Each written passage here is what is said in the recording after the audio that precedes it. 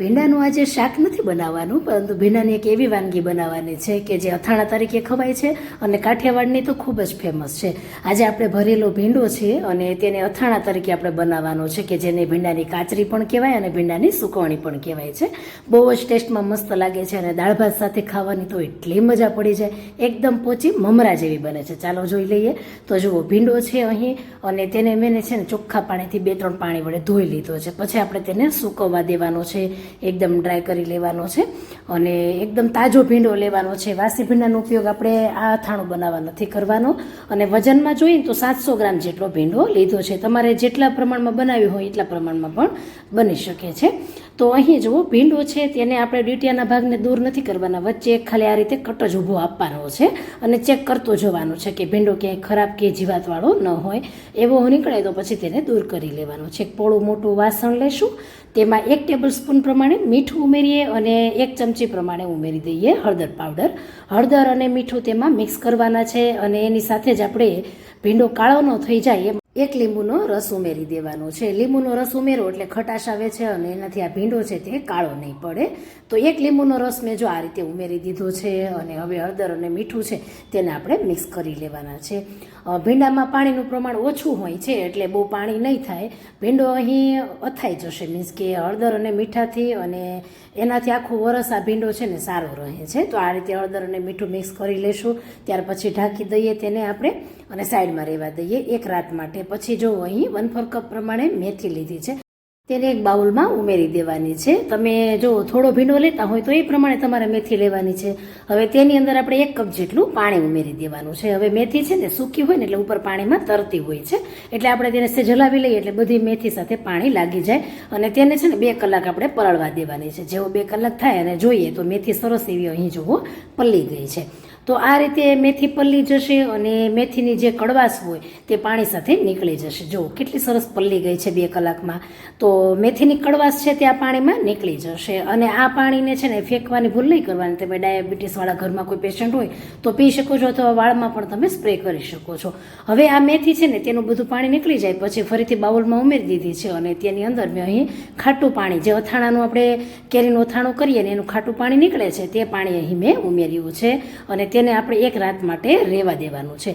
અહીં જોઈએ તો ભીંડો પણ 1 રાત માટે આપણે રાખ્યો હતો. સરસ એવું હળદર મીઠું છે તે તેમાં ચડી ગયું છે અને જો ભીંડામાં બહુ પાણી ન હોય એટલે થોડુંક એવું જ પાણી તેમાંથી નીકળશે અને ભીંડો જોઈએ તો સારો એવો સોફ્ટ પણ થઈ ગયો છે. તો મીઠું અને હળદર સરસ ચડી ગયા છે અને લીંબુની ખટાશ છે તેનાથી તમે જોઈ શકો છો કાળો પણ નથી પડ્યો.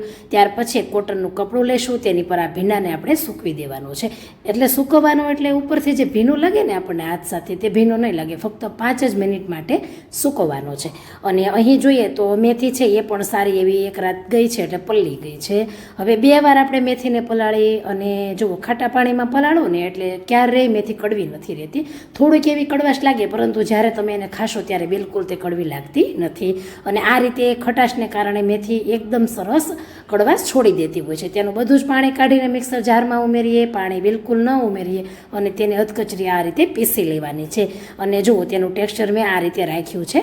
થોડીક આખી ભાંગી રહેવી જોઈએ, એકદમ ઝીણી નથી કરી લેવાની અને એકદમ આખી પણ નથી રાખવાની. તો આ રીતે ચાલુ બંધ કરીને મેં એને પીસી છે. પછી થોડુંક એવું ફાસ્ટ કરીને પીસી છે. એક બાઉલમાં ઉમેરી દેવાની છે અને મેથીની કડવાશને દૂર કરવા અને બહુ જ ટેસ્ટી બને એ માટે અહીં 1/4 કપ પ્રમાણે સફેદ તલ ઉમેરશું અને 1/4 કપ પ્રમાણે વરિયાળી અને સફેદ તલ છે એનાથી ટેસ્ટ બહુ સરસ આવે છે, ચોક્કસ ઉમેરજો. હવે તેને પણ આપણે જુઓ થોડુંક અધકચરી પીસી લેવાની છે, એકદમ ભૂકો નથી કરવાની, થોડીક આખી ભાંગી કરવાની છે. એનું કારણ એ છે કે જ્યારે આપણે કાચરી તળીએ ને ત્યારે જો આખો હોય ને તો મસાલો બધો છૂટો પડીને તેલમાં નીકળી જતો હોય છે અને મેથીને ચીકાશ છે એટલે સારો એવો તેમાં ચોટી પણ રહેશે. અને હવે જુઓ, ધાણાના કુરિયા છે એનો ટેસ્ટ પણ બહુ સરસ આવે છે એટલે મેં 2 ચમચી પ્રમાણે અહીં હું ધાણાના કુરિયાનો ઉપયોગ કરું છું. જો ન હોય ને ન ઉમેરવા હોય તો પણ ચાલે. અને અત્યારે જો છે અથાણાની સિઝન છે એટલે આપણે ચોક્કસથી દુકાન પર પણ મળી રહેતા હોય છે. કરિયાણાની સ્ટોરમાં તમે ધાણાના કુરિયા કહો એટલે આસાનીથી મળી રહેતા હોય છે. હવે જુઓ, ખાટું પાણી છે અને જે કડવું પાણી કાઢ્યું હતું એ નથી, આ બીજું ખાટું પાણી છે. તેમાંથી 2 ચમચી પ્રમાણે આપણે થોડુંક મિક્સ કરીને ઉમેરી દેવાનું છે.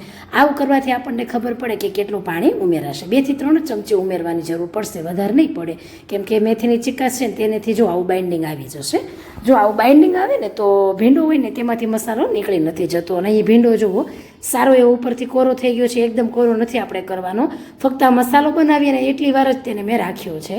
હવે જે મસાલો છે ને તેને આપણે ભરવાનો છે. જુઓ, વધારે પ્રમાણમાં એકદમ દબાવીને નથી ભરવાનો, આમ માપસરનો ભરવાનો છે, કેમ કે સુકાશે એટલે બંને તેની સપાટી છે એ ખુલશે અને મસાલો પછી જો વધારે હશે તો બહાર નીકળી જાય. એટલે માપસરનો ભરવાનો, જેવી રીતે આપણે ભરેલા ભીંડાનું શાક કરીએ અને મસાલો ભરીએ એવી રીતે જ ભરવાનો છે.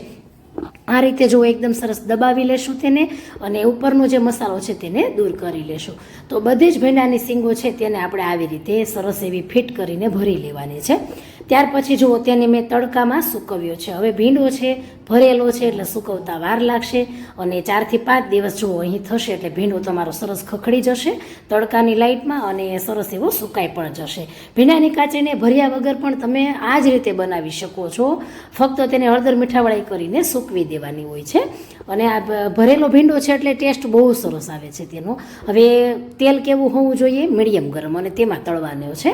અને આ રીતે જુઓ, એકદમ સરસ એવી ભીંડાની કાચરી ભરેલી રેડી થઈ જાય છે. ખાસ કરીને જ્યારે તળો ત્યારે મીડિયમ ફ્લેમ રાખવાની, બહુ તેલ આવી ગયું હોય તો લાલ થઈ જતી હોય છે. અને આ ભીંડાની કાચરી છે ને અત્યારે તો બધા સ્ટોરમાં પણ અત્યારે વેચાવા લાગી છે. અનેક પ્રકારની કાચરીઓ, ગવાર છે, ગલકા છે, ચીભડાની કાચરી છે, કોઠીંબાની કાચરી છે, ભીંડાની છે, અનેક પ્રકારની કાચરીઓ અત્યારે માર્કેટમાં મળતી હોય છે. અને ખાસ કરીને કાઠિયાવાડી વિસ્તારમાં જાઓ ને તે દરેકને ઘરે આવી મમરા જેવી પહોંચી અનેક પ્રકારની કાચરીઓ તમને જોવા મળતી હોય છે. અને ખાસ કરીને એમેઝોન પર અનેક પ્રકારની પણ કાચરીઓ આ બધી મળતી હોય છે, ત્યાંથી પણ તમે લઈ શકો છો. અને જુઓ, એકદમ સરસ એવું લાલ મરચું પાવડર અને ચાટ મસાલાથી તેને આપણે ઉપરથી ગાર્નિશ કરશું અને ટેસ્ટ પણ એનાથી બહુ સરસ લાગતો હોય છે. ખાસ કરીને આ કાચરી કેની સાથે ખાવામાં આવે છે?